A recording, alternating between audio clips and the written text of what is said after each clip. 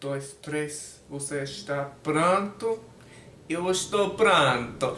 Oi, minhas amigas. Meu nome é Justin. Eu sou brasileiro no meu coração, mas eu sou norte-americano no exterior. You know what I mean, girl? I don't know what that was, but I hope that you guys are doing well. I'm excited to be back. I mean, girl, I took a little break because I had like a big gig in Panama City where I was playing principal oboist on Shostakovich 5. And I had such a fun time performing with them, and they liked me enough to invite me back as their permanent principal oboist. Girl.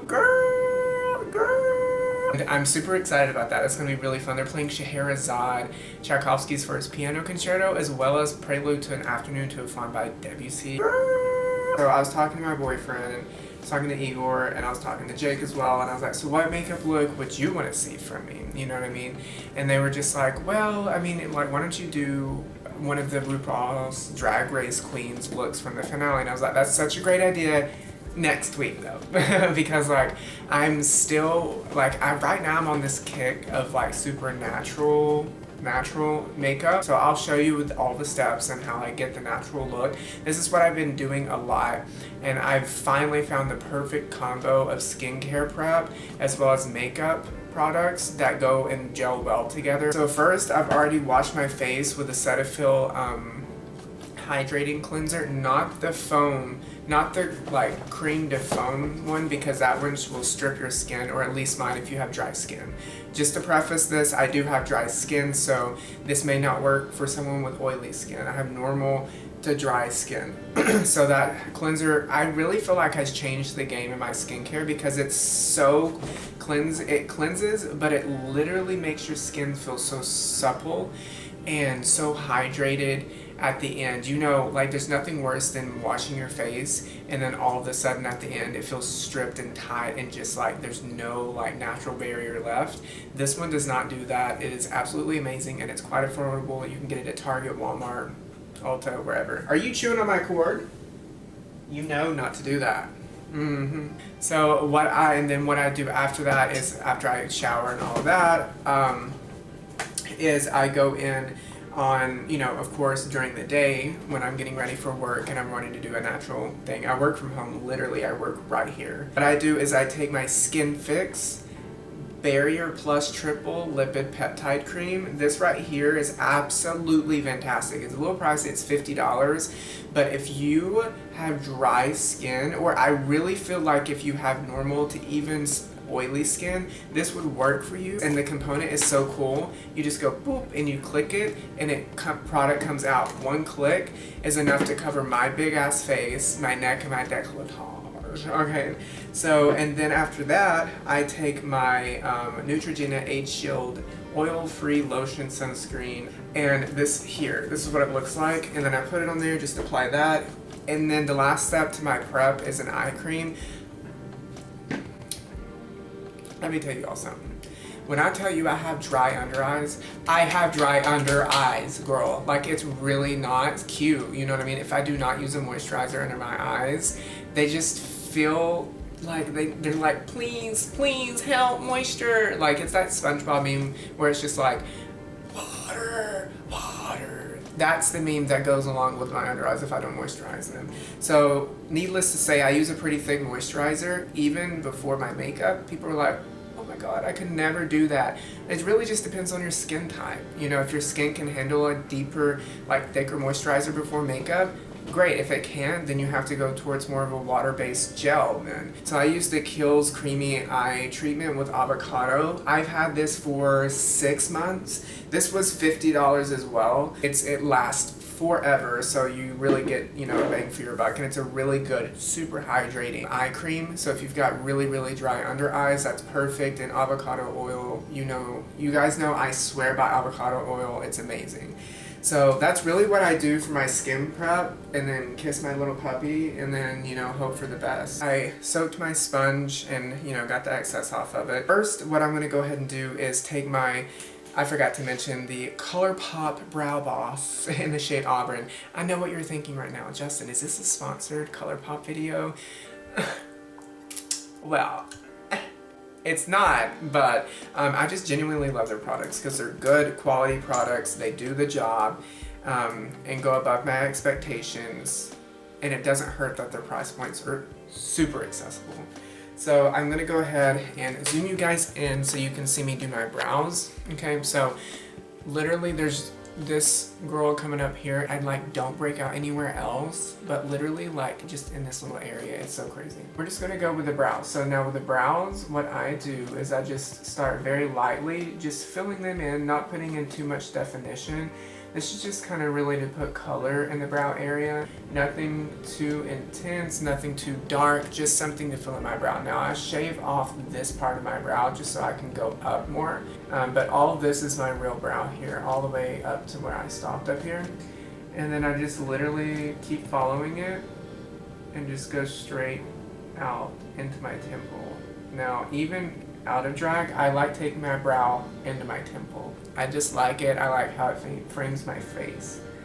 So what I'm going to do is start now taking that top section of my brow and just literally extending it like so. And there we have a brow. So that's literally what I do with my brow.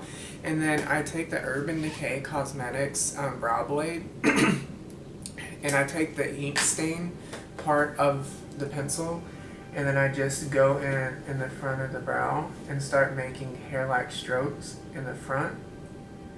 What it does is it brings texture back to the brow. And so I'm just going to go ahead off camera and do this other brow and then come back to you guys and start with my skin. And now we're going to jump into the complexion aspect of my face. Okay, so what I'm going to do is I always like applying my concealer first. So what I'm going to do is take this concealer here, and then what I do is I like placing it where the darkest parts of my eye that I have. So right here in this tear trough there, and then I have some redness on the outside of my eye. Okay, and as you can see, this is more of my skin tone. It's nothing super brightening, just because I like that look. And then I bring up the excess product onto my lid just to kind of cancel out any of the veins. And voila, do you see how more awake this eye looks without it looking super makeup-y? It doesn't take a lot of concealer to correct your dark circles. It really does not. If you're having to put on a shit ton and a shit ton and a shit ton of concealer in order to even get some sort of coverage, there's a couple of things that could be happening, but the main thing that I found in my experiences is that you're probably using a shade that's not suiting for your undertone of your skin. I'm going to go ahead and take my foundation here and just shake it up a little, shake it up, and then just take like a half a pump of that foundation and just dot it on the face. So I like doing 3 dots, doop doop doop, and then doop doop doop, and then just some in the excess on my forehead. And this is not really for the coverage per se that I'm doing the foundation part, but just kind of for continuity purposes of the skin tone from my under eye to the rest of my face. Alright, and then after that, it's very simple pretty much after this. I mean, it's been pretty simple all the way here. But we take our blush stick from ColourPop. Now this is kind of a cream that's quite thick. So what I like to do is really just take my ring finger and just rub and really warm that up onto my finger there. Just really tap it onto my cheeks. And I like this shade because it's a really nice bronzy shade as well. It's not just like a pink, but it's got some bronzing aspects and undertones to it that would really be beneficial if you're not wanting to use like a bronzer afterwards. So I really like it. It's very, very beautiful. It just brings some tone, some blush tones back into the skin. And just be aware though, I like keeping my blushes quite high as well, like on my cheekbone. I don't like taking them down in this area. I just don't, because I feel like it drags my face down. And then I like taking the strobe stick by Maybelline. This is in the shade 100. I think it's cute. If I were to choose again, I would definitely choose something more bronzy. This is more like iridescent, so it's got some like purpley tones to it, which is like not my favorite, but whatever. Just take some of that on, same thing like I did with my blush stick, and then warm it up in my fingers, and then just go on the high points of my cheeks, and as you can see where the light hits like that point right there, I like putting some there, see there.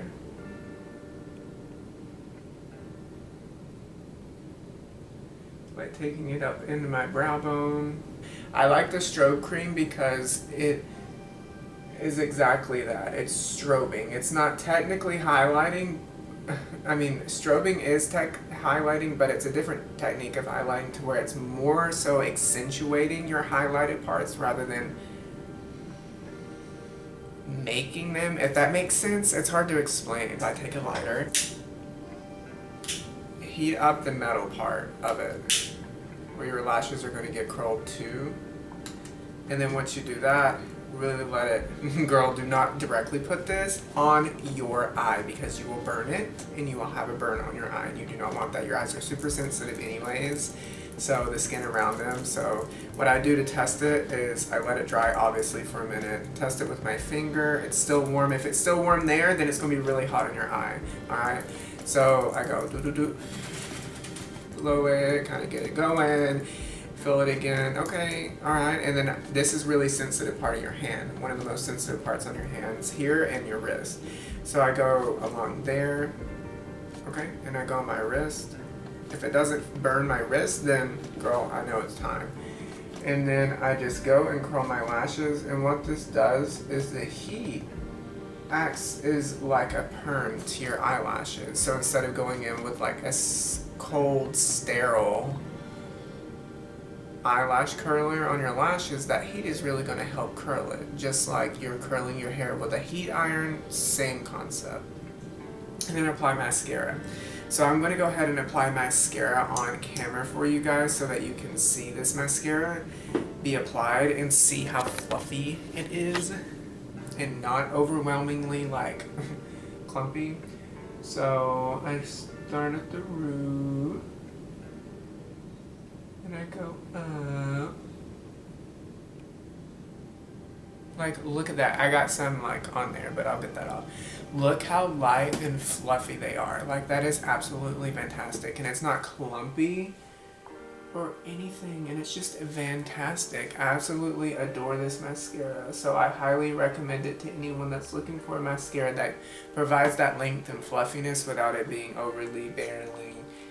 overbearingly just clumpy and just heavy. Okay guys, so I just went ahead and did my little freckles off camera, and if you look, if I zoom you in really closely and you look at my freckles, I do kind of outline the nose contour a little bit and reinforce it with freckles. You don't want to do like line up, but you want to kind of reinforce that contour that you're wanting to provide on, you know, to make on your nose. So I take my ColourPop Talk to the Palm bronzer here, and then just, this is a Morphe M441 brush here. So just very lightly, I just like taking it right in to there and bringing some warmth back and deepening this part of my nose contour, and I'm going to blend that out. I just like putting it down. So I put it down into that area there, as well on this side. I'm just bringing it really just right below the brow, and this will open up the eye a little bit more without having to use anything else in this area. Just keep that negative space negative. But fucking great. I didn't press record as I was filming the outro, so great. Play. Alright, let's go.